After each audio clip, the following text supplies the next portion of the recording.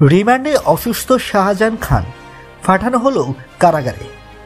রাজধানীর ধানমন্ডি থানায় করা এক হত্যা মামলায় গ্রেপ্তার আওয়ামী লীগের প্রেসিডিয়াম সদস্য ও সাবেক মন্ত্রী শাহজাহান খানের রিমান্ডে অসুস্থ হওয়ায় তা শেষ না করেই কারাগারে পাঠানোর আদেশ দিয়েছে আদালত। রোববার শুনানি শেষে ঢাকার মেট্রোপলিটন ম্যাজিস্ট্রেট মোহাম্মদ আলী হায়দার তাকে কারাগারে পাঠানোর আদেশ দেন।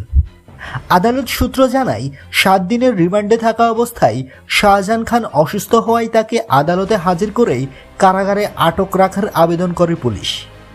তারই পরিপ্রেক্ষিতে এ আদেশ দিয়েছেন আদালত।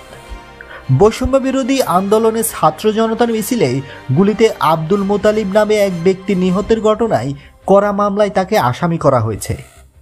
শুক্রবার মামলার তদন্তকারী কর্মকর্তা ধানমন্ডি থানার উপপরিদর্শক মোহাম্মদ খোকন মিয়া তার 10 দিনের রিমান্ড চেয়ে আবেদন করেন। শুনানি শেষে ঢাকার মেট্রোপলিটন ম্যাজিস্ট্রেট মাহবুব আহমেদের আদালত তার 7 দিনের রিমান্ড মঞ্জুর করেন। গত 5 সেপ্টেম্বর দিবাগত মধ্যরাতে ধানমন্ডির বাসা থেকে শাহজাহান খানকে গ্রেপ্তার করে গোয়েন্দা পুলিশ। বন্ধুরা, নিত্য নতুন এক্সক্লুসিভ খবরাখবর সবার আগে পেতে এসটি নিউজ রুম চ্যানেলটি সাবস্ক্রাইব করে পাশে থাকা বেল আইকনটি অন করে দেওয়ার অনুরোধ রইল।